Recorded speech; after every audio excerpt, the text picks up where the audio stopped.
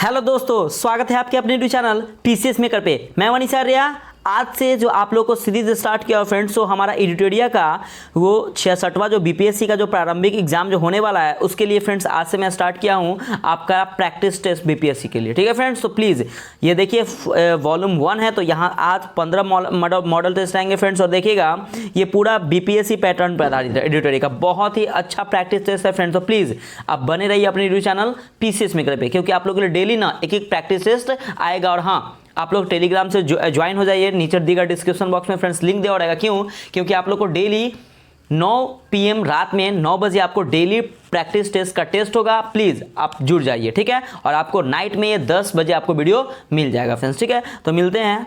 आज का हमारा फर्स्ट टेस्ट देखिएगा, सामान्य अध्ययन प्रश्न पत्र 1 है। तो ये इसमें 150 टोटल क्वेश्चन है, इसको हम क्वेश्चन को कवर करते हैं, ठीक है, एडिटोरिया का। देखिए फ्रेंड्स, आज का फर्स्ट क्वेश्चन हमारा कि हाल ही में मॉरिशस के समुद्र क्षेत्र में तेल रिसाव के कारण मॉरिशस सरकार ने पर्यावरणीय आपातकाल घोषित किया था।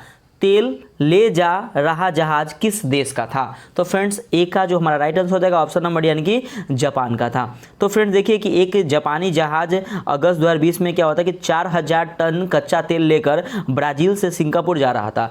मॉरिशस के तट पर तेल रिसाव होने के कारण मॉरिशस सरकार ने पर्यावरणीय आपातकाल की घोषणा कर दी थी, ठीक है। अगला क्वेश्चन देखिएगा सेकंड नंबर कि वर्तमान में भारत में कितने राज्य और केंद्र शासित प्रदेश हैं?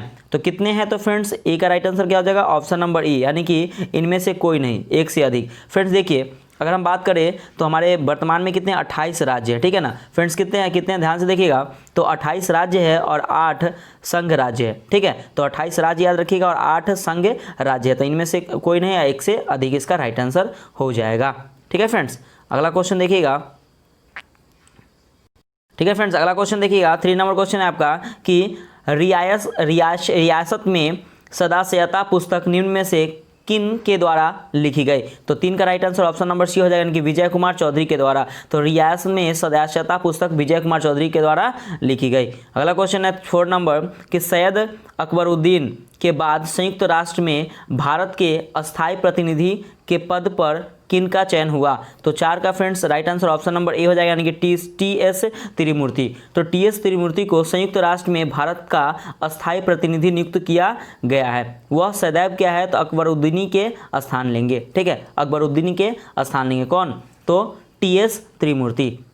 अगला क्वेश्चन है 5 नंबर देखिएगा कि हाल ही में विज्ञान के क्षेत्र में 2020 का विश्व प्रसिद्ध IEEE सिमोन रोमा मेडल पुरस्कार भारत के किन वैज्ञानिकों को प्रदान किया गया है?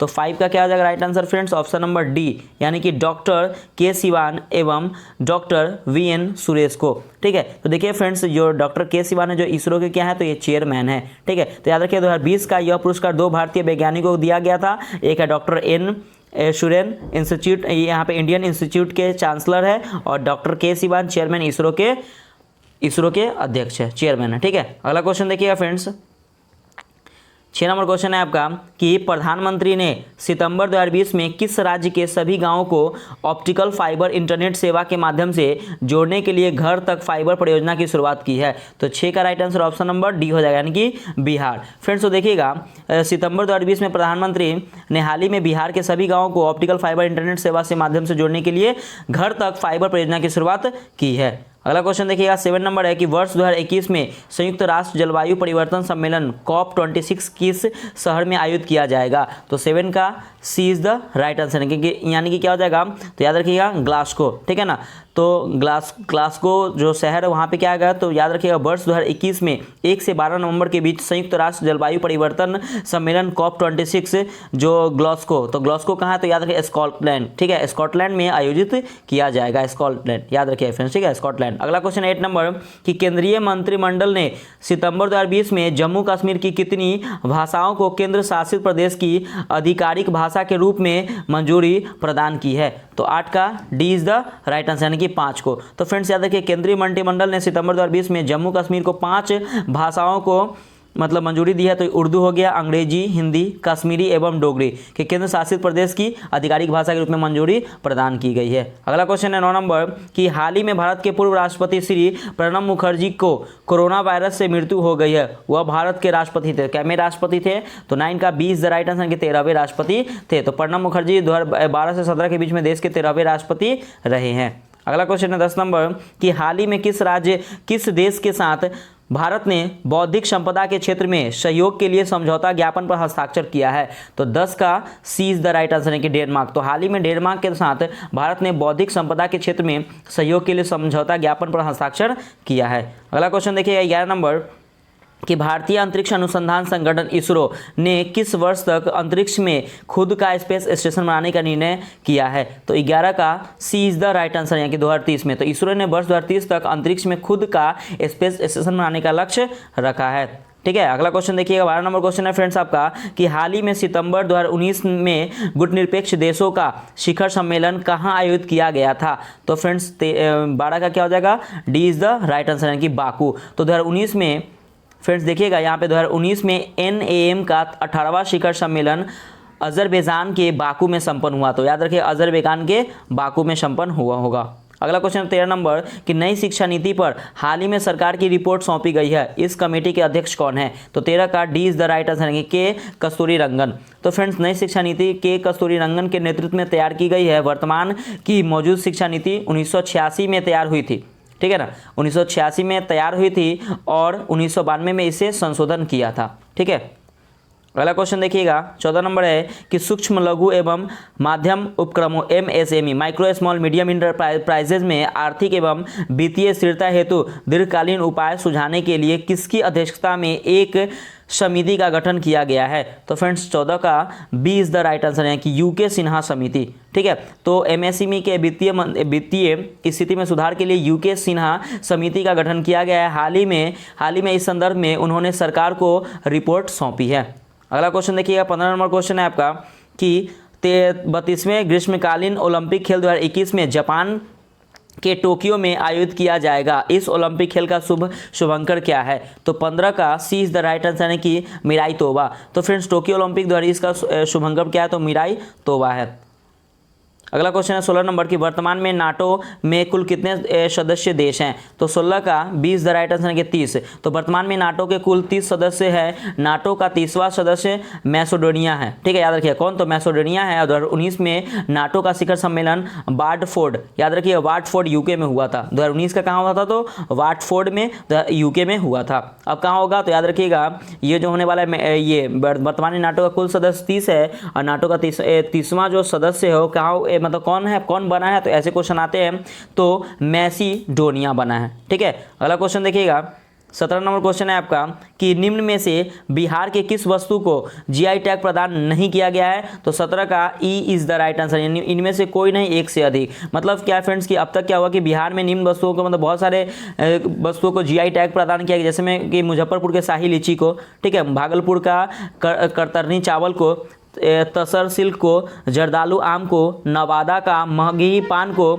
सिक्की कला को, जुजनी को, मधुबनी पेंटिंग को, एप्लीकल वर्क को। फ्रेंड्स ठीक है, तो देखिएगा इसमें बहुत सारे हैं तो इसमें एक से अधिक इसका राइट आंसर हो जाएगा। अगला क्वेश्चन 18 नंबर देख लीजिएगा कि लेटेस्ट ड्रीम पुस्तक के लेखक हैं तो कौन है? तो 18 का 20 द राइट आंसर है कि पोप फ्रांसिस। तो लेटेस्ट ड्रीम नाम पुस्तक के लेखक कौन है? तो पोप फ्रांसिस इसके लेखक है। ठीक है फ्रेंड्स, अगला क्वेश्चन देखिएगा 19 नंबर क्वेश्चन है आपका कि हाल ही में किस भारतवंशी को अमेरिका में डेमोक्रेट्स पार्टी की तरफ से उपराष्ट्रपति का उम्मीदवार बनाया गया? तो फ्रेंड्स 19 का सी इज द राइट आंसर है कि कमला हैरिस को। तो अमेरिका में डेमोक्रेट्स पार्टी के, याद रखिएगा डेमोक्रेट्स पार्टी के को उपराष्ट्रपति का उम्मीदवार घोषित किया गया है। ठीक है, अगला क्वेश्चन देखिएगा फ्रेंड्स, नेक्स्ट क्वेश्चन है आपका 20 नंबर।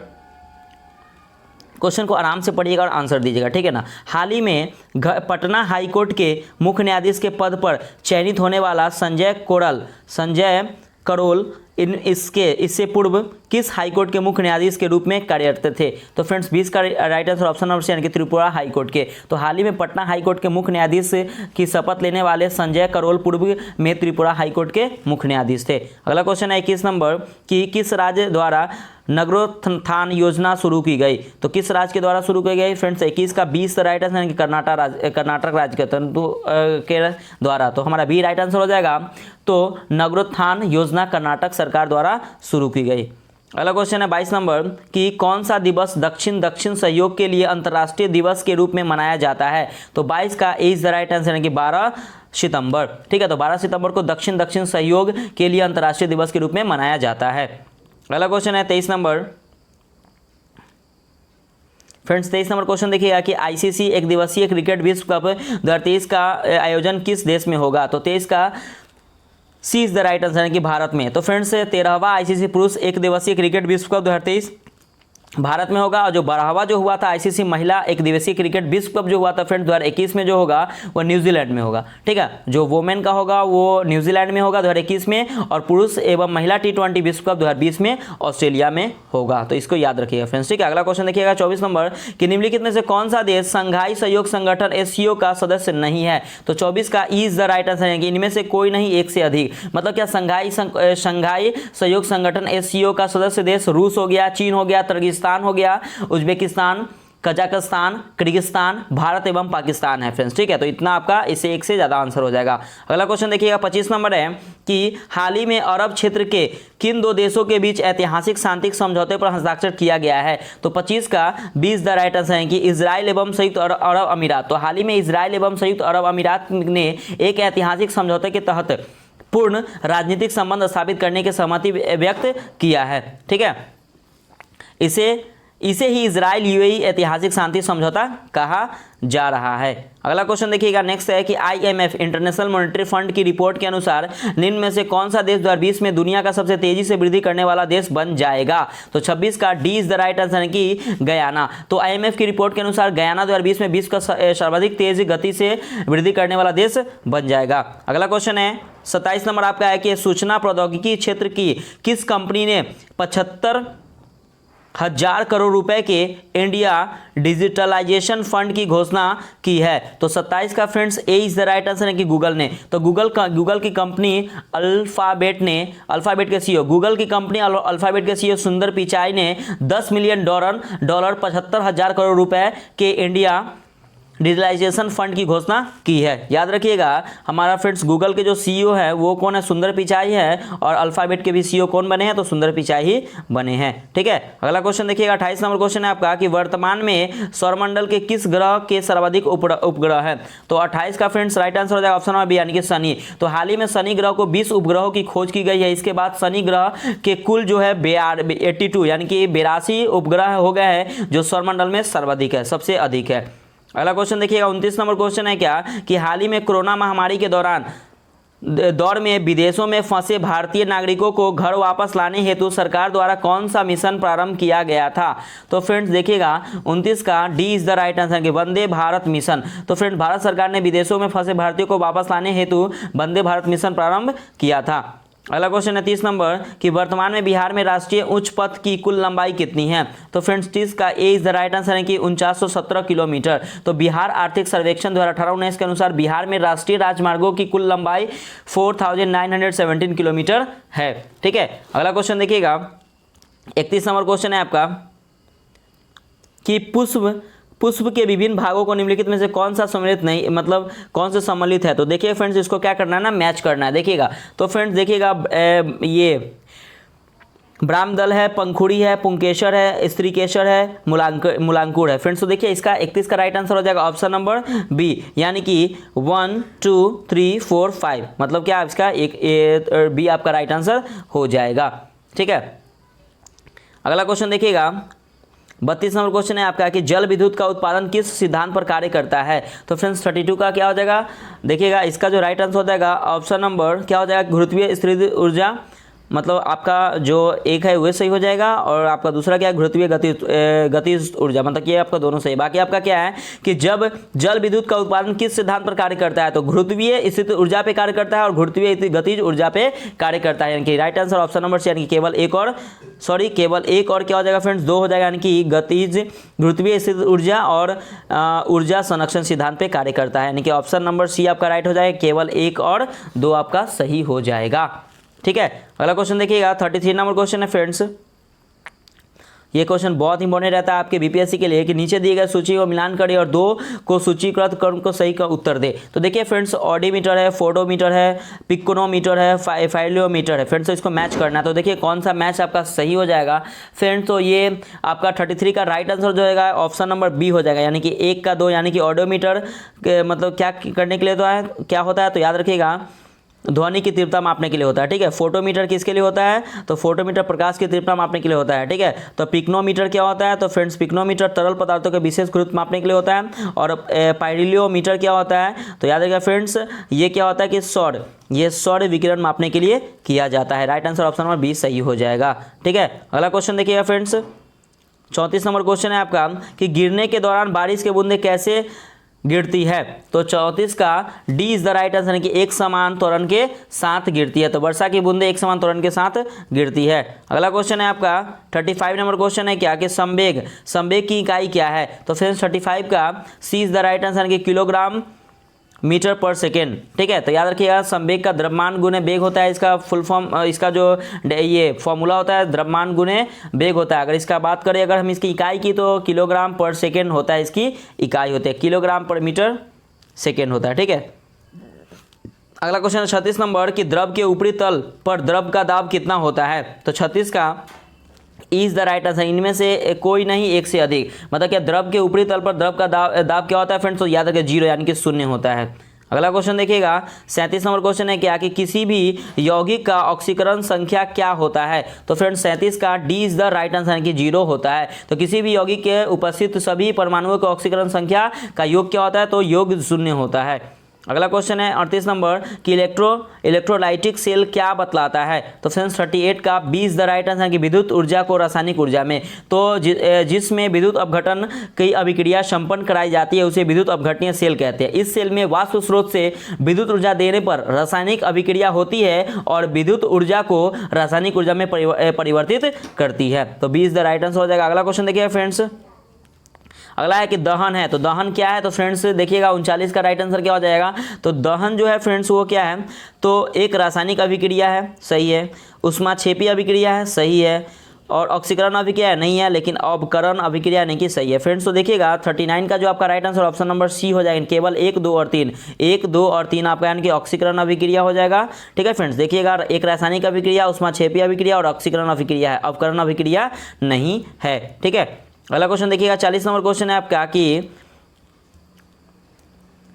इनमें से किसको लघु आवर्त कहते हैं, तो फ्रेंड्स 40 का इज द राइट आंसर, इनमें से कोई एक से अधिक। मतलब क्या कि पहले आवर्त में 2 तत्व, दूसरे एवं तीसरे आवर्त में 8 तत्व होते हैं और इन सभी में को लघु आवर्त की संज्ञा दी जाती है। तो इनमें से लघु आवर्त क्या है फ्रेंड्स, तो देखिएगा पहले में क्या बताया मैंने, 2 तत्व रहता है, दूसरे में क्या रहता है, 8 तत्व रहता है, इन सभी को लघु आवर्त कहते हैं। ठीक है, अगला क्वेश्चन देखिएगा 41 नंबर है क्या कि निम्नलिखित में से कौन सा कैल्शियम का अयस्क है, तो 41 का इज द राइट आंसर, यानी कि फ्रेंड्स देखिएगा इनमें से कोई नहीं होगा। मतलब क्या, इसमें से होगा कोई और एक से अधिक होगा। मतलब क्या कि कैल्शियम का जो अयस्क क्या है, तो फ्लोरोस्पार, जिप्सम एवं फास्फोराइट कैल्शियम के अयस्क है। एप्सम साल्ट मैग्नीशियम का अयस्क है। याद रखिएगा एप्सम और साल्ट जो है किसका है, तो मैग्नीशियम का, एप्सम और साल्ट किसका है, तो मैग्नीशियम का अयस्क है। ठीक है, और फ्लोरोस्पार, फास्फोफाइट और जिप्सम।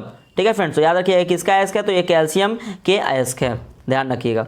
अगला क्वेश्चन है 42 नंबर कि सर्प विषरोधी सुई किसका एक यौगिक तत्व है, तो फ्रेंड्स 42 का ए इज द राइट आंसर है कि स्वर्ण यौगिक का। ठीक है, तो ध्यान रखिएगा, तो जो सर्प विषरोधी सुई है जो स्वर्ण का यौगिक होता है, जिसको हम लोग ऑरिक क्लोराइड कहते हैं। ठीक है, ऑरिक क्लोराइड। अगला क्वेश्चन देखिएगा 43 नंबर क्वेश्चन है आपका कि ऑक्सीजन के कितने असमस्थानिक है, तो 43 का सी इज द राइट आंसर के 3, तो ऑक्सीजन के 3 असमस्थानिक है। ठीक है फ्रेंड्स, क्या क्या 3 है, तो 8 16, ठीक है, 8O17, 8O18, ठीक है फ्रेंड्स, याद रखिएगा 3 है। अगला क्वेश्चन देखिएगा 44 नंबर है कि श्वसन के दौरान किसका विघटन नहीं होता है? तो 44 का सी इज द राइट आंसर, की सॉरी 44 का क्या हो जाएगा, सी इज द राइट आंसर हो जाएगा, यानी कि केवल 4 यानी कि विटामिन का। तो श्वसन के दौरान विटामिन का अवशोषण नहीं होता है, अपघटन नहीं होता है। अगला क्वेश्चन है 45 नंबर कि केंद्रिका में क्या पाया जाता है? तो फ्रेंड्स 45 का राइट आंसर हो जाएगा ऑप्शन नंबर सी कहने का मतलब क्या, प्रोटीन भी पाया जाता है, ठीक है, और आयरन पाया जाता है और DNA पाया जाता है। मतलब क्या कि केंद्रिका में प्रोटीन का जो परसेंटेज रहता है वो 85% रहता है, RNA रहता है वो 10% रहता है, और DNA कितना परसेंट रहता है, 5% रहता है। तो आपका right answer option number C हो जाएगा। अगला क्वेश्चन देखिएगा 46 नंबर, इनमें से कौन सुमेलित नहीं है? तो फ्रेंड्स देखिएगा, तो 46 का क्या हो जाएगा राइट आंसर, ऑप्शन नंबर ई हो जाएगा, यानी कि इनमें से कोई, यानी कि एक से। अब देखिएगा विटामिन B1, तो विटामिन B1 थायमिन सही है, विटामिन B3 यानी कि निकोटिक एसिड, ये भी फ्रेंड्स आपका सही है।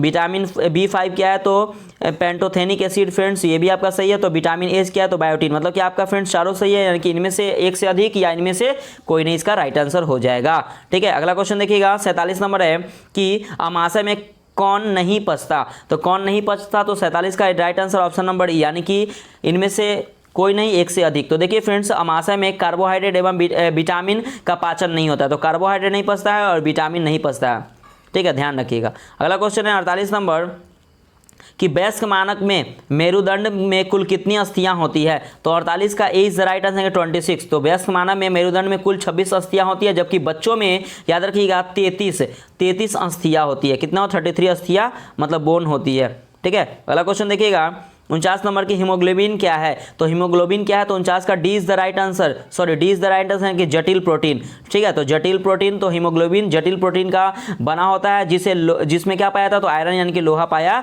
जाता है। अगला क्वेश्चन है 50 नंबर कि प्रोटीन संश्लेषण का सही क्रम कौन सा है? तो इसमें से कौन सा है फ्रेंड्स, तो देखिएगा आपका B is the right answer हो जाएगा कि DNA, RNA, अमीनो एसिड और उसके बाद क्या हो जाएगा, प्रोटीन हो जाएगा राइट आंसर, ठीक है। तो ऑप्शन नंबर बी आपका सही हो जाएगा। अगला क्वेश्चन देखिएगा फ्रेंड्स 51 नंबर क्वेश्चन है आपका।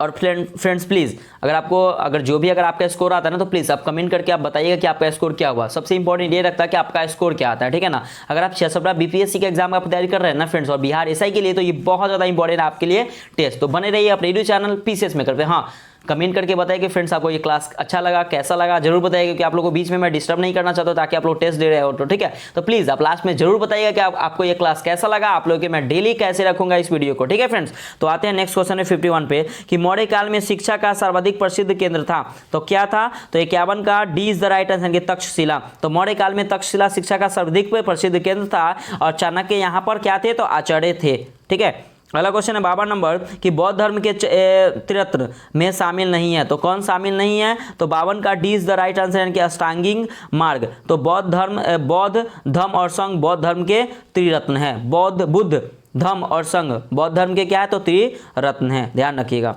अष्टांगी मार्ग नहीं है। अगला क्वेश्चन देखिएगा 53 नंबर है आपका कि सिंधु सभ्यता और वैदिक सभ्यता में किस विषय पर भिन्नता थी? तो 53 का E is the right answer, इनमें से नहीं एक से अधिक। मतलब क्या कि दोनों सभ्यताओं में उपयुक्त सभी विषयों पर भिन्नता थी। मतलब क्या, शहरी जीवन, लोहे के प्रयोग, लिपि के प्रयोग, मृदभांड के प्रयोग, सभी पे, ठीक है। अगला क्वेश्चन देखिएगा 54 नंबर फ्रेंड्स क्वेश्चन है आपका कि कलिंग विजय का वर्णन अशोक के किस शिलालेख में है? तो 54 का D is the right answer यानी कि 13वें में। तो याद रखिए, कलिंग विजय का वर्णन अशोक के 13वें शिलालेख में है। यह घटना अशोक के शासन के 8वें वर्ष 261 BC में हुई थी, जिसके बाद अशोक ने धम्म का मार्ग अपना लिया, ठीक है। अगला क्वेश्चन देखिएगा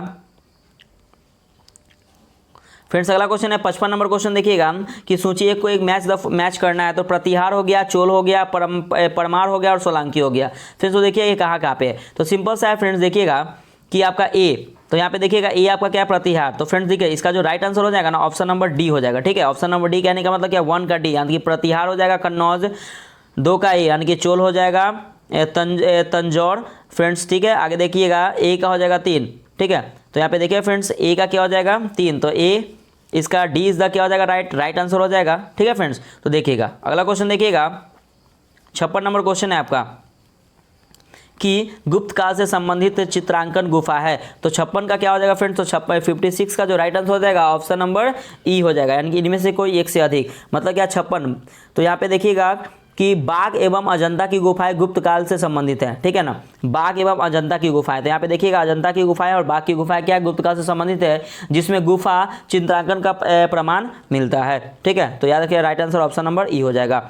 अगला क्वेश्चन है आपका 57 नंबर की अरबों द्वारा सिंध विजय की जानकारी मिलती है। तो 57 का सी इज द राइट आंसर, यानी कि चचनामा में। तो अरबों द्वारा 712 में, याद रखिए कब, तो 712 में सिंध विजयी का जानकारी फारसी ग्रंथ चचनामा से मिलती है, फारसी ग्रंथ चचनामा से मिलती है। अगला क्वेश्चन 58 नंबर कि अमीर ए कोई भी विभाग की शुरुआत की। तो 58 का 20 द राइट आंसर कि मोहम्मद बिन तुगलक ने। तो मोहम्मद बिन तुगलक ने कृषि की उन्नति के लिए एक नए विभाग अमीर ए कोही की स्थापना की। अगला क्वेश्चन है देखिएगा 59 नंबर की जहांगीर महल स्थित है। तो जहांगीर महल कहाँ स्थित है, तो 59 का ए इज द राइट आंसर कि आगरा में। तो जहांगीर महल आगरा में के किले में स्थित है। इसका निर्माण अकबर ने अपने पुत्र सलीम के रहने के लिए करवाया था। किसके लिए, तो अकबर ने अपने पुत्र सलीम के रहने के लिए करवाया था। अगला क्वेश्चन देखिएगा 60 नंबर क्वेश्चन है आपका कि किस मुगल शासक ने तंबाकू के प्रयोग पर प्रतिबंध लगाया था। तो 60 का D is the right answer, यानी कि जहांगीर ने। तो तंबाकू पर प्रतिबंध 1617, याद रखिएगा 1617 ईस्वी में मुगल बादशाह जहांगीर ने लगाया था, और तंबाकू 1605 ईस्वी में पुर्तगालियों द्वारा भारत में लाया गया था। कब लाया गया था, तो 1605 में लाया गया था, और 1617 में प्रतिबंध लगा दिया गया था, ठीक है। अगला क्वेश्चन देखिए 61 नंबर क्वेश्चन है कि शाहजहांनामा के लेखक कौन थे। तो शाहजहांनामा के लेखक कौन थे फ्रेंड्स, तो 61 का सी इज द राइट आंसर, यानी कि इनायत खां, ठीक है। तो शाहजहांनामा के लेखक इनायत खां थे। उन्हें मोहम्मद ताहिर भी कहा जाता है, ठीक है, मोहम्मद ताहिर भी कहा जाता है। अगला क्वेश्चन है 62 नंबर कि शिवाजी के शासन में सुमंत पद संबंधित था। तो किससे संबंधित था, तो 62 का 20 द राइट आंसर कि विदेश मंत्री। तो शिवाजी के अष्टप्रधान में सुमंत या दबीर विदेश मंत्री का पद था। याद रखिएगा सुमंत या दबीर, सुमंत है या दबीर। अगला क्वेश्चन देखिएगा 63 नंबर है कि निम्न में से किसे भारतीय राष्ट्रवाद का उत्प्रेरक कहा जाता है। तो 63 का 20 द राइट आंसर यानी कि लॉर्ड कर्जन, ठीक है। तो फ्रेंड्स देखिएगा लॉर्ड कर्जन को भारतीय राष्ट्रवाद का उत्प्रेरक कहा जाता है। अगला क्वेश्चन है आपका 64 नंबर कि कांग्रेस की उत्पत्ति के संबंध में सेफ्टी बल्ब का सिद्धांत निम्नलिखित में से किसने दिया था। तो 64 का 20 द राइट आंसर है कि लाला लाजपत राय ने। तो कांग्रेस के उत्पत्ति के संबंध में सेफ्टी बल्ब सिद्धांत के जनक लाला लाजपत राय थे।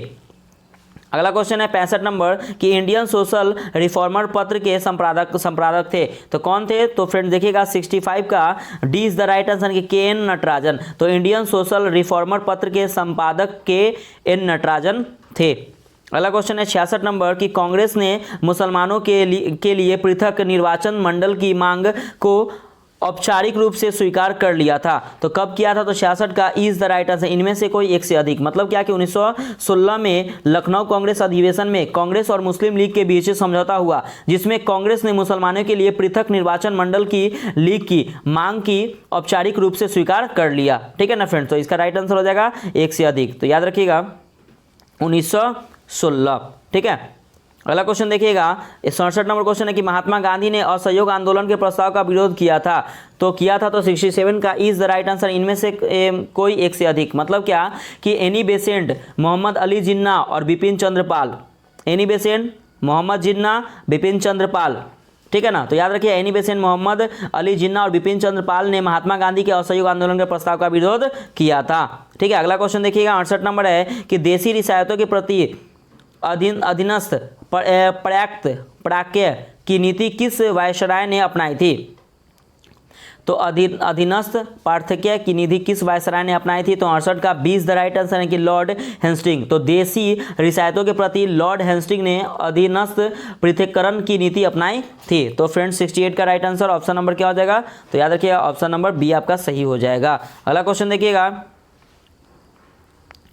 फ्रेंड्स, देखिएगा आपका 69 नंबर क्वेश्चन क्या कह रहा है, क्या कि निम्नलिखित में से कौन सा युग्म सुमेलित नहीं है। तो इसमें कौन मैच नहीं कर रहा है देखिएगा। तो फ्रेंड्स देखिए ये क्या होगा ना कि अहोम विद्रोह, गोमधर कुंवर ये सही है, पागलपंथी विद्रोह टीपू शाह ये सही है, खासी विद्रोह तीरथ सिंह सही है, पाइक विद्रोह फ्रेंड्स देखिएगा पाइक विद्रोह बख्शी जंगबंधु ये सही है, और देखिएगा इसमें राइट आंसर हो जाएगा ऑप्शन नंबर, यानी कि इनमें से कोई एक से अधिक इसका राइट आंसर हो जाएगा, यानी कि ऑप्शन नंबर ई आपका सही है। नेक्स्ट क्वेश्चन देखिए 70 नंबर कि दक्कन कृषक राहत अधिनियम कब पारित किया गया? तो 70 का ए इज द राइट आंसर, यानी कि 1879 ईस्वी में, 1879 ईस्वी में, ठीक है। तो दक्कन विद्रोह के बाद 1879 ईस्वी में दक्कन कृषि राहत अधिनियम पारित किया गया। दक्कन विद्रोह कब हुआ था? तो 1875 ईस्वी में हुआ था। 1875 ईस्वी में दक्कन का विद्रोह हुआ था। अगला क्वेश्चन है 71 नंबर कि इंडियन रिपब्लिक आर्मी की स्थापना निम्नलिखित में से किसने की थी? तो 71 का D is the right answer, यानी कि मास्टर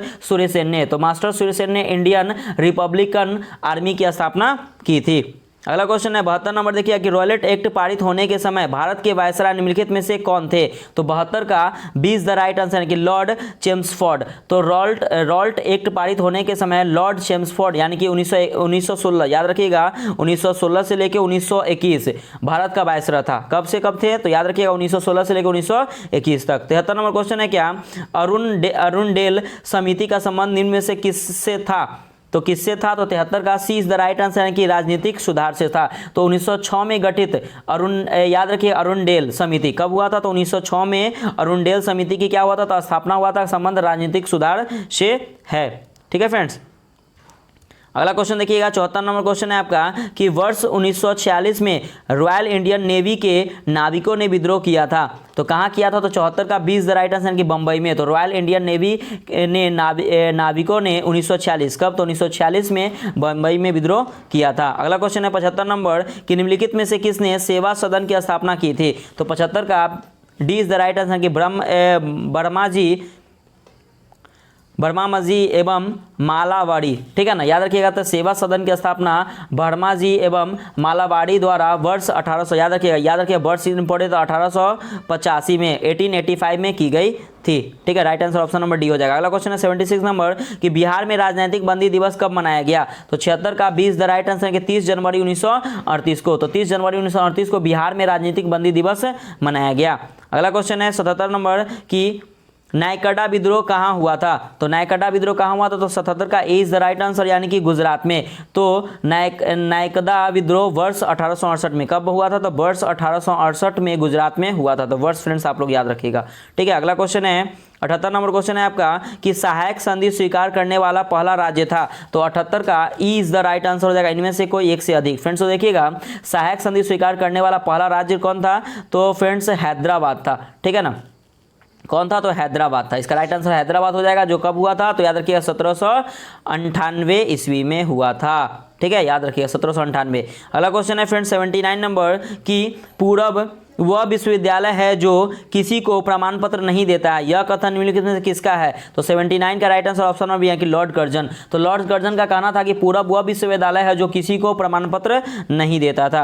अगला क्वेश्चन है 80 नंबर कि भारत छोड़ो आंदोलन के दौरान स्थापित समानांतर सरकारों में सबसे ज्यादा समय तक रहने वाला सरकार थी, कौन थी? तो 80 का ए इज द राइट आंसर, सतारा। तो भारत छोड़ो आंदोलन के दौरान स्थापित समानांतर सरकारों में सतारा का सरकार सबसे ज्यादा समय तक रही है। अगला क्वेश्चन है 81 नंबर की इस गदर पार्टी के अध्यक्ष निम्न में से कौन थे? तो 81 का 20 द राइट आंसर, यानी कि सोहन सिंह भकना। तो 1 नवंबर 1913 को अमेरिका ने सन फ्रांसिस्को में गदर पार्टी की स्थापना किया। तो कब हुआ? तो याद रखिए 1 नवंबर 1913, यानी कि 1913 में इनके संस्थापक लाला हरदयाल थे, ठीक है ना, याद रखिएगा लाला हरदयाल थे। जबकि इस पार्टी के अध्यक्ष सोहन सिंह कौन थे? तो सोहन सिंह भकना था, याद रखिएगा। इसके अध्यक्ष सोहन सिंह भकना थे और इसके जो संस्थापक थे लाला हरदयाल थे, ठीक है। तो ये याद रखिएगा, बहुत इंपॉर्टेंट है, इसमें भी याद रखिएगा। अगला क्वेश्चन है कि राजद्रोह सभा अधिनियम कब पारित किया गया? तो कब पारित किया गया? तो 82 का right answer option number B 1911 में। तो वर्ष 1911 में राजद्रोह सभा अधिनियम पारित किया गया। इस अधिनियम के द्वारा ब्रिटिश सरकार के विरुद्ध सभाएं करने को कठोर दंड की व्याख्या भी की गई। अगला क्वेश्चन है आपका 83 नंबर। 83 का देखिएगा फ्रेंड्स क्वेश्चन क्या है कि कांग्रेस के किस अधिवेशन में धन के निष्कासन का सिद्धांत स्वीकृत किया गया? तो 83 का 20 द राइट आंसर, कलकत्ता अधिवेशन 1896। तो वर्ष 1896 में कलकत्ता कांग्रेस अधिवेशन में कांग्रेस में ने धन के निष्कासन सिद्धांत को स्वीकृति दी थी, ठीक है। अगला क्वेश्चन देखिएगा 84 नंबर क्वेश्चन है क्या कि 20 वर्ष तक रियायतों तथा दुखों को दूर करने के असफल संघर्ष करने के बाद उन्हें रोटी के बदले पत्थर की ही प्राप्त हुई। उदारवादियों के संदर्भ में यह व्यक्त किनके द्वारा किया गया था? तो 84 का D is the right answer, यानी कि लाला लाजपत राय के द्वारा। अगला क्वेश्चन है 85 नंबर कि राष्ट्रीय योजना समिति की स्थापना कांग्रेस के किस अधिवेशन के समय की गई? तो 85 का सी इज द राइट आंसर, कि हरिपुर अधिवेशन 1938। तो वर्ष 1938 के हरिपुर कांग्रेस अधिवेशन के समय राष्ट्रीय योजना समिति की स्थापना की गई। इस अधिवेशन के अध्यक्ष जो थे कौन थे? तो याद रखिए सुभाष चंद्र बोस थे।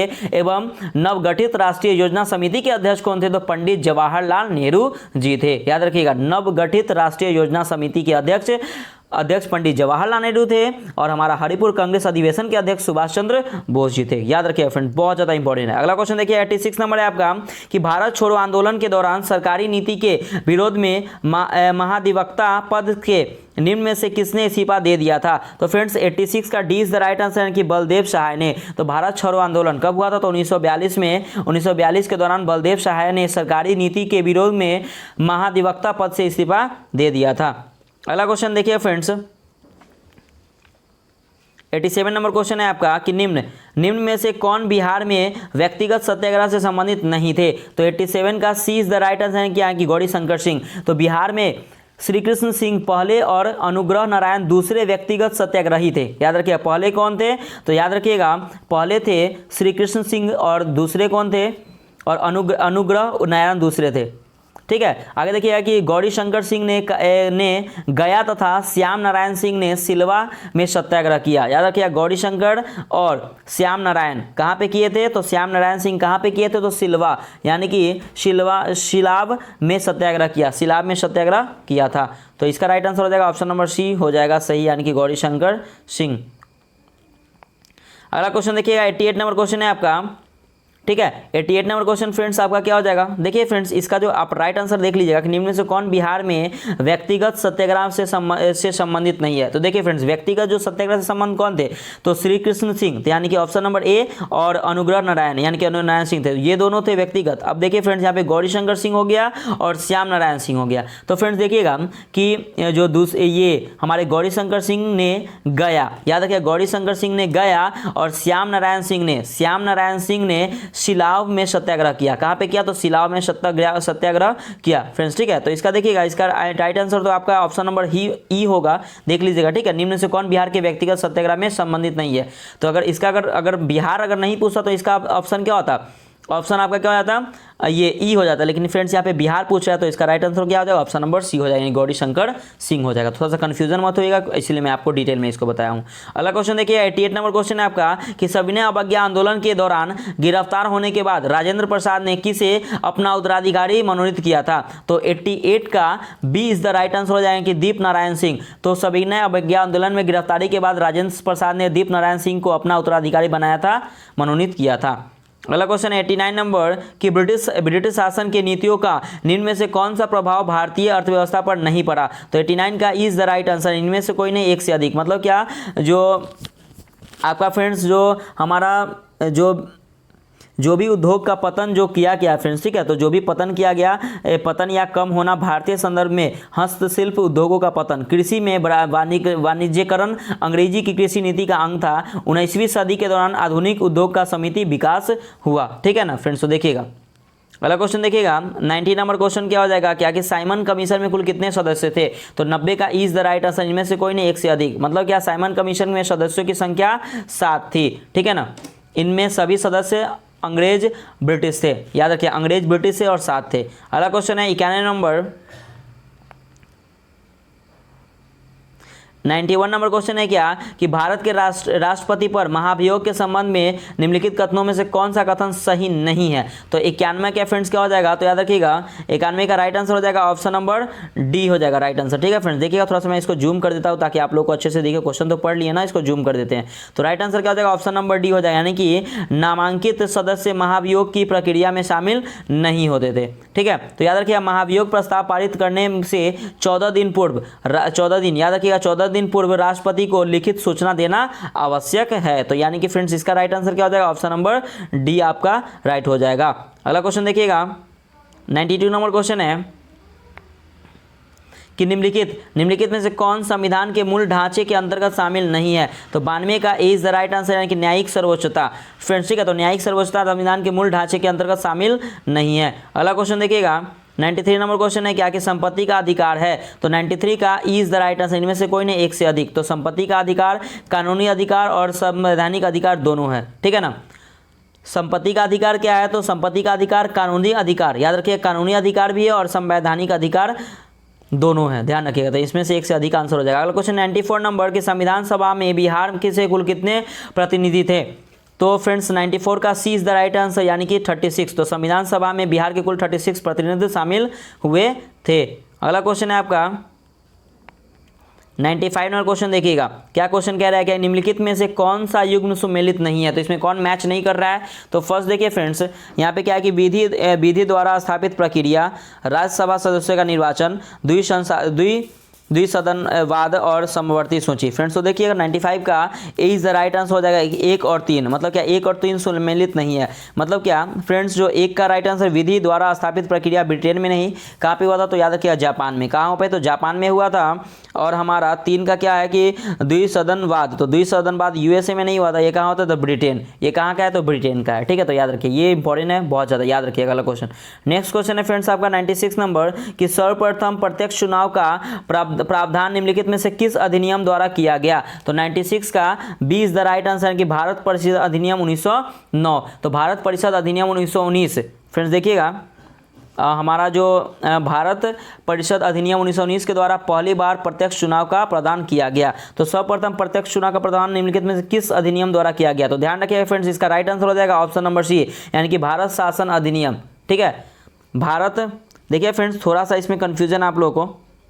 फ्रेंड्स तो देखिए इसका जो राइट आंसर हो जाएगा ऑप्शन नंबर, यानी कि भारत परिषद अधिनियम 1909 नहीं फ्रेंड्स, 1919 होगा, ठीक है। तो याद रखिएगा भारत परिषद अधिनियम 1919 के द्वारा पहली बार प्रत्यक्ष चुनाव का प्रावधान किया गया। तो right answer option number B सही हो जाएगा। अगला क्वेश्चन है 97 नंबर कि निम्नलिखित में से किसके वेतन एवं भत्ते भारत को के संचित निधि पर भारतीय व्यय में शामिल है? तो फ्रेंड्स 97 का D is the right answer हो जाएगा, नियंत्रक एवं महालेखक परीक्षक, ठीक है। तो महान्यायवादी, प्रधानमंत्री और उच्च न्यायालय के न्यायाधीश के वेतन एवं भत्ते भारत की संचित निधि पर भारित व्यय नहीं है, ठीक है। अगला क्वेश्चन देखिएगा 98 नंबर क्वेश्चन है आपका कि उच्चतम न्यायालय की पूर्ण विलोकन शक्ति का वर्णन निम्नलिखित में से किस अनुच्छेद में है? तो 98 का D is the right answer, का अनुच्छेद 137। तो अनुच्छेद 137 के तहत उच्चतम न्यायालय के अपने स्वयं के फैसले की समीक्षा करने की शक्ति प्रदान है। यह न्यायिक पूर्वावलोकन भी निम्न है, ठीक है। अगला क्वेश्चन देखिए 99 नंबर है कि निम्नलिखित में से कौन सा अधिकार संविधान के अनुच्छेद 21 के अंतर्गत एवं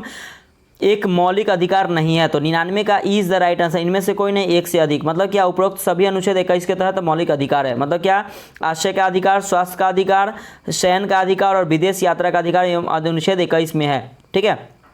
अगला क्वेश्चन है 100 नंबर क्वेश्चन है कि निम्नलिखित में से संविधान के किस अनुच्छेद में शिक्षा से संबंधित उपबंधों का उल्लेख नहीं है? तो 100 का friends E is the right answer है कि इनमें से कोई नहीं, एक से अधिक। यानी कि संविधान के उपयुक्त सभी अनुच्छेदों में शिक्षा का संबंधित उपबंधों का वर्णन किया। अनुच्छेद 121 के ए में, अनुच्छेद 51 के ए में, अनुच्छेद 45 में, अनुच्छेद 350 के ए में किया गया है। अगला क्वेश्चन है 101 नंबर कि साधारण विधेयक को जिसे राज्य विधानसभा ने पारित कर दिया है, राज्य विधान परिषद पहली बार कितने समय तक रोक सकती है? तो 101 का इज द राइट आंसर हो जाएगा, इनमें से कोई नहीं, एक से अधिक। मतलब क्या राज्य विधानसभा द्वारा पारित साधारण विधेयक को राज्य विधान परिषद अधिकतम 4 माह, याद रखिएगा 4 मंथ के लिए रोक सकती है। पहली बार में यह विधेयक को 3 माह, पहली बार में यह 3 माह और दूसरी बार में 1 माह के लिए रोक सकती है। या पहली बार में 3 माह, दूसरी बार में 1 माह के लिए क्या कर सकती है? तो इसे रोक सकती है, ठीक है। अगला क्वेश्चन देखिए 102 नंबर क्वेश्चन है कि नीति कटौती प्रस्ताव के संबंध में निम्नलिखित में से क्या सही नहीं है? तो 102 का इज द राइट आंसर है, इनमें से कोई नहीं, एक से अधिक। तो नीति कटौती प्रस्ताव सरकार की नीति के प्रतिनिधि क्या है? तो असहमति को व्यक्त करता है। इससे कहा जाता है कि मांग की राशि 1 रुपये कम कर दी जाए, ठीक है फ्रेंड्स। तो इसका राइट आंसर ऑप्शन नंबर ई आपका सही हो जाएगा। अगला क्वेश्चन है क्या कि लोकसभा चुनाव के दौरान चुनाव प्रचार समाप्त हो जाता है? तो 103 का सी इज द राइट आंसर कि मतदान समाप्त होने के 48 घंटे पूर्व। तो चुनाव प्रसार उम्मीदवारों की सूची प्रकाशन से मतदान समाप्त होने के 48 घंटे पूर्व तक चलता है। अगला क्वेश्चन है 104 नंबर कि निम्नलिखित में से संविधान के दौरान संविधान के कौन से अनुच्छेद में राष्ट्रीय पिछड़ा वर्ग आयोग का उल्लेख है? तो 104 का D is the right answer हो जाएगा अनुच्छेद 338 के बी में। तो अनुच्छेद 338 के बी में राष्ट्रीय पिछड़ा वर्ग आयोग का गठन का उल्लेख है। अगला क्वेश्चन है 105 नंबर कि निम्नलिखित में से किस समिति ने सर्वप्रथम पंचायतों में महिला आरक्षण की सिफारिश की थी? तो 105 का सी इज द राइट आंसर कि पीके थुंगन समिति। तो 1988 याद रखिएगा फ्रेंड्स, क्या? तो 1988 में गठित पीके कब हुआ था? तो 1988 में गठित हुआ था किसका? तो पीके थुंगन समिति की। थुंगन समिति सर्वप्रथम पंचायतों में महिला आरक्षण का सुझाव दिया था, याद रखिएगा। अगला क्वेश्चन 106 नंबर कि निम्न में से कौन सा एक विदेशी प्रत्यक्ष निवेश में शामिल नहीं होगा? तो 106 का D is the right answer कि पोर्टफोलियो निवेश। तो विदेश से आने वाले निवेशों में पोर्टफोलियो निवेश को छोड़कर अन्य सभी विदेशी प्रत्यक्ष निवेश हैं। ठीक है, अगला क्वेश्चन देखिए 107 नंबर क्वेश्चन है आपका कि निम्नलिखित में से कौन सा एक विश्व बैंक समूह में शामिल नहीं है? तो 107 का क्या हो जाएगा? D is the right answer कि व्यापार व प्रशुल्क पर सामान्य समझौता। तो फ्रेंड्स देखिएगा, व्यापार व प्रशुल्क पर सामान्य समझौता जिसको का संबंध विश्व व्यापार संगठन से है, जबकि अन्य 3 संस्थाओं का संबंध विश्व बैंक से नहीं है। जैसे में विश्व बैंक समूह कौन है? तो IRBD हो गया, IFC हो गया, IDA हो गया, ICSID हो गया और MIGA। ठीक है, तो इसका right answer option number D आपका सही हो जाएगा। अगला क्वेश्चन 108 नंबर कि रुपए की परिवर्तनीयता का क्या तात्पर्य है? तो 108 का ए इज द राइट आंसर कि रुपए को अन्य मुद्रा में परिवर्तित करने हेतु अनुमति। तो रुपए को अन्य प्रमुख मुद्राओं में और अन्य प्रमुख मुद्राओं को रुपए में बदलने की अनुमति को रुपया परिवर्तनीयता कहते हैं। ठीक है, अगला क्वेश्चन देखिए फ्रेंड्स 109 नंबर क्वेश्चन है आपका कि सकल राज्य घरेलू उत्पाद ग्रॉस स्टेट डोमेस्टिक प्रोडक्ट पर नई श्रृंखला के आंकड़े के अनुसार 2018-19 के में स्थिर मूल्य पर बिहार की अर्थव्यवस्था की वृद्धि पर कितनी है तो फ्रेंड्स 109 का इज द राइट आंसर कि 15.01%। तो बिहार आर्थिक सर्वेक्षण 2019-20 के अनुसार सकल राज्य घरेलू उत्पादन पर नई श्रृंखला के आंकड़े के अनुसार 2018-19 में स्थिर मूल्य पर बिहार की अर्थव्यवस्था की वृद्धि दर जो फ्रेंड्स याद रखिएगा 10.53% और वर्तमान मूल्य का जो है वो 15.01% थी। ठीक है, अगला क्वेश्चन 110 नंबर की कुंदनकुलम परियोजना किस राज्य में स्थित है? तो 110 का सी इज द राइट आंसर हो जाएगा तमिलनाडु। तो कुंदनकुलम परियोजना तमिलनाडु राज्य के तिरुनवैली जिले में स्थित है, तिरुनवैली जिले में स्थित है। अगला क्वेश्चन 111 नंबर के निम्न में से किस देश की मुद्रा रुपया है? तो 111 का B is the right answer हो जाएगा यानी कि सेशेल्स। ठीक है, अगला क्वेश्चन देखिएगा सेशेल जो है वो हमारा फ्रेंड्स क्या हो जाएगा? तो 111 का राइट आंसर हो जाएगा ऑप्शन नंबर बी यानी कि बांग्लादेश जो टाका सेशेल्स रुपया है और भूटान का है नक्स्टम मालदीव और रूफिया। ठीक है ना, याद रखिएगा। तो बांग्लादेश का क्या है मुद्रा याद रखिएगा? टका हो गया, सेशेल्स हो गया, सेशेल्स रुपया और भूटान का है नग्ल्ट्रम मालदीव रूफिया। ठीक है, अगला क्वेश्चन है मतलब क्या कि बांग्लादेश का टका है, सेशेल्स का रुपया हो गया और भूटान का नग्ल्ट्रम है और मालदीव का रूफिया हो गया। ठीक है, तो इसका राइट आंसर हो जाएगा ऑप्शन नंबर बी। अगला क्वेश्चन 112 नंबर कि निम्न में से किस समिति का संबंध मुद्रा आपूर्ति की अवधारणा में परिवर्तन से है? तो 112 का friends C is the right answer है कि YV रेड्डी समिति। तो 1998 में मुद्रा आपूर्ति की अवधारणा में परिवर्तन हेतु सुझाव देने के लिए RBI के पूर्व गवर्नर डॉक्टर YV रेड्डी की अध्यक्षता में समिति गठन किया गया था। ठीक है ना, YV रेड्डी की अध्यक्ष में किया गया था इसका गठन। अगला क्वेश्चन है कि वर्तमान में 113 में वर्तमान समय में रेपो दर क्या है? तो 113 का फ्रेंड्स क्या हो जाएगा? तो B is the right answer कि 4%। तो रेपो दर वह दर होता है जिसे RBI बैंकों को उधार देता है, जबकि रिवर्स रेपो दर क्या होता है कि जिस पर बैंकों से उधार लेता है। तो वर्तमान में रेपो रेट 4% और वर्तमान में रिवर्स रेपो रेट जो है फ्रेंड्स आगे जाके 3.35% है। दोनों का भी एग्जाम में क्वेश्चन आया था। अगला क्वेश्चन है आपका 114 नंबर कि बिहार में सबसे ज्यादा एवं सबसे कम शहरीकरण की दर के युग्म को चुनिए। तो 114 का फ्रेंड्स क्या हो जाएगा? तो याद रखिएगा सी इज द राइट आंसर है कि पटना और बांका। तो जनगणना 2011 के अनुसार शहरीकरण की सबसे कम वृद्धि दर समस्तीपुर और बांका में 3.5% रही है, जबकि सबसे अधिक शहरीकरण पटना में 43.1% में रहा। ठीक है, अगला क्वेश्चन 115 नंबर है कि किस वर्ष भारतीय रिजर्व बैंक का राष्ट्रीयकरण किया गया था? तो 115 का 20 द राइट आंसर 1949 में। तो भारतीय रिजर्व बैंक का 1 जनवरी, याद रखिए 1 जनवरी 1949 को राष्ट्रीयकरण किया गया। आरबीआई की स्थापना कब हुआ था? तो याद रखिए 1 अप्रैल 1935 को इसका स्थापना हुआ था। राष्ट्रीयकरण 1 जनवरी 1949 को हुआ था। अगला क्वेश्चन 116 नंबर की कुमाऊं हिमालय किन नदियों के बीच स्थित है? तो 116 का सी इज द राइट आंसर है कि सतलज और काली। तो सतलज एवं काली नदियों के बीच स्थित हिमालय के भाग को कुमाऊं हिमालय के नाम से भी जाना जाता है। ठीक है, तो 116 का सी इज द राइट आंसर हो जाएगा। अगला क्वेश्चन देखिए फ्रेंड्स, 117 नंबर क्वेश्चन है आपका कि 2011 की जनगणना के अनुसार निम्नलिखित जनजातियों को घटते क्रम में सजाएं। तो कौन है समझाया? तो 117 का ए इज द राइट आंसर है कि भील हो गया, गोंड हो गया, संथाल हो गया और नेकदा हो गया। तो भारत का सबसे बड़ा जनजातीय समूह भील है और सबसे इसके बाद क्रमशः गोंड, संथाल एवं नेकदा है। ठीक है, तो फ्रेंड्स देखिए अगला क्वेश्चन है आपका 118 नंबर क्वेश्चन है आपका। तो फ्रेंड्स 118 का राइट आंसर क्या हो जाएगा? देखिएगा 118 नंबर क्वेश्चन देखिएगा कि निम्नलिखित में से कौन सी नदी भूमि वंदित है? तो क्या हो जाएगा फ्रेंड्स? तो 118 का राइट आंसर हो जाएगा ऑप्शन नंबर डी, यानी कि लूनी। तो लूनी भूमिबंधी नदी है। यह अरावली से निकलकर कच्छ के रण की दलदली भूमि में लुप्त हो जाती है। याद रखिए कभी ऐसे भी क्वेश्चन आता है कहाँ निकलती है और कहाँ जाती है। अगला क्वेश्चन 119 नंबर कि निम्नलिखित में से कौन सी विशेषता भारतीय कृषि की नहीं है? तो 119 का इज द राइट आंसर इनमें से कोई नहीं, एक से अधिक। मतलब क्या मानसून पर निर्भरता एवं निम्न उत्पादकता भारतीय कृषि की विशेषता है, परंतु भारत में बड़े जोतों की तुलना में छोटे जोत अधिक है। साथ ही भारत में सहकारी खेती की प्रधानता नहीं है। ठीक है, तो क्या हो जाएगा? इज द राइट आंसर हो जाएगा। अगला क्वेश्चन 120 नंबर कि मरुस्थलीय वन के संबंध में गलत कथन का चयन करें। तो 120 का इज द राइट आंसर है कि जहां वर्षा 75 सेंटीमीटर से कम होती है। ठीक है, तो मरुस्थलीय वन वो उन क्षेत्रों को में पाए जाते हैं जहां वर्षा 75 सेंटीमीटर से कम होती है। ठीक है फ्रेंड्स, याद रखिएगा। अगला क्वेश्चन देखिएगा, आपका अगला क्वेश्चन है क्या 121 नंबर कि शीत ऋतु में भारत के उत्तरी भाग में वर्षा होती है। तो 121 का सी इज द राइट आंसर है कि पश्चिमी विक्षोभ से। तो भारत के उत्तरी मैदान में शीत ऋतु में वर्षा पश्चिमी विक्षोभ द्वारा होती है। इसकी उत्पत्ति मुख्यतः भूमध्य सागर से होती है। अगला क्वेश्चन 122 नंबर कि यदि 10 डिग्री पूर्वी देशांतर पर 2 PM बज रहे हैं तो 45 डिग्री पूर्वी देशांतर पर क्या समय हो रहा होगा? तो 122 का सी इज द राइट आंसर कि 4:20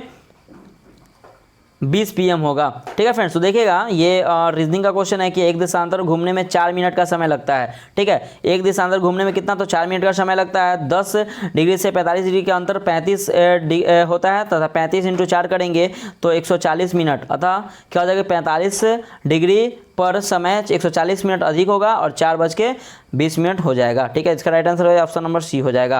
अगला क्वेश्चन देखिए 123 नंबर कि निम्न कथनों पर विचार करें। तो काली मिट्टी कपास के लिए उपयुक्त है। काली मिट्टी में ह्यूमस, नाइट्रोजन और फास्फोरस की कमी पाई जाती है। तो फ्रेंड्स 123 का सी इज द राइट आंसर हो जाएगा कि ए और बी दोनों आपका क्या हो जाएगा? सही हो जाएगा। ठीक है, अगला क्वेश्चन देखिएगा 124 नंबर की निम्न में से कौन क्षोभ मंडल के संबंध में सही नहीं है? तो कौन सही नहीं है? तो 124 का इज द राइट आंसर। तो फ्रेंड देखिएगा कि मौसम संबंधित घटनाएं क्षोभ मंडल में घटित होती है, जैसे वर्षा हो गया, आंधी, बादल बनना आदि। ये क्या हो जाएगा? तो फ्रेंड्स इसका जो सभी जो कथन है ना आपका ये हो जाएगा, सही हो जाएगा, लेकिन इसमें एक से अधिक राइट आंसर हो जाएगा। ठीक है, तो देख लीजिएगा इसको। अगला क्वेश्चन 125 नंबर कि निम्नलिखित में से किस ग्रह के पास कोई उपग्रह नहीं है? तो 125 का इज द राइट आंसर इनमें से कोई नहीं, एक से अधिक। मतलब क्या कि बुध एवं शुक्र ऐसे 2 ग्रह जिनके पास उपग्रह नहीं है। तो बुध हो गया और शुक्र हो गया इसका राइट आंसर, लेकिन आपका राइट आंसर ऑप्शन नंबर ई हो जाएगा। ठीक है, अगला क्वेश्चन देखिएगा 126 नंबर क्वेश्चन है आपका कि सचिंद्र नाथ सान्याल ने पटना में अंसुलिन समिति की शाखा की स्थापना कब की? तो 126 का सी इज द राइट आंसर 1913 में की। ठीक है, कब की? तो 1913 ईस्वी में की थी।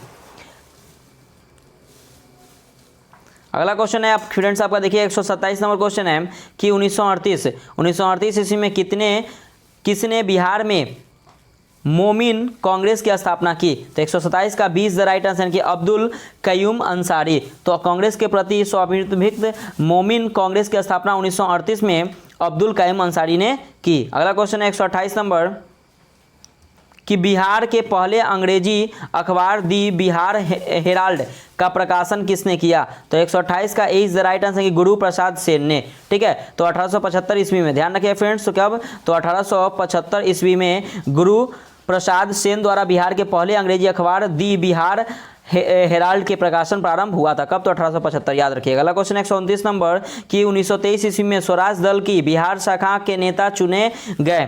तो 129 का 20 द राइट आंसर है कि डॉक्टर श्री कृष्ण सिंह। ठीक है, तो बिहार में फ्रेंड्स क्या हो जाएगा कि बिहार में फरवरी 1923 में स्वराज दल के पटना शाखा का गठन हुआ तथा श्री कृष्ण सिंह इसके नेता बनाए गए। अगला क्वेश्चन 130 नंबर कि घोघा झील बिहार के किस जिले में स्थित है? तो राइट आंसर हो जाएगा ऑप्शन नंबर ए यानी कि कटिहार जिले में स्थित है। अगला क्वेश्चन 131 नंबर कि बिहार में बाढ़ के कारणों में कौन सही नहीं है? तो 131 का D is the right answer है कि बहुउद्देशीय परियोजना है, मतलब मानसून के समय अधिक वर्षा, ये सही। उत्तर बिहार में हिमाचल नदियाँ, ये सही है। नदियों का मार्ग बताना, ये सही है, लेकिन आपका D is the right answer हो जाएगा। अगला क्वेश्चन 132 नंबर की निम्नलिखित में से कौन सी रचना रामधारी सिंह दिनकर क्या नहीं है? तो 132 का क्या हो जाएगा? तो D is the right answer यानी कि जुलूस। तो जुलूस जो है वो फणीश्वर नाथ रेणु की रचना है। ठीक है, जबकि अन्य तीनों किसका है? तो याद रखिएगा ये अन्य तीनों किसका? तो रामधारी सिंह दिनकर जी का है। ठीक है, अगला क्वेश्चन 133 नंबर कि बिहार किस सिख गुरु की जन्मस्थली के रूप में प्रसिद्ध है? तो 133 का D is the right answer है कि 10वें गुरु की। ठीक है, तो फ्रेंड्स देखिएगा, तो हमारा जो सिखवे के 10वें गुरु गोविंद सिंह का जन्म पटना में 26 दिसंबर 1666 में हुआ, ईस्वी में हुआ था। याद रखिएगा, सिखों के 10वें गुरु कौन थे? तो गुरु गोविंद सिंह का जन्म 26 दिसंबर 1666 यानी कि 1666 में हुआ था। अगला क्वेश्चन 134 नंबर कि बिहार का अक्षांशीय विस्तार है तो क्या है? तो 134 का D is the right answer यानी कि 24 डिग्री 20 डिग्री नॉर्थ से 27 डिग्री 31 डिग्री नॉर्थ। ठीक है, अगला क्वेश्चन देखिएगा,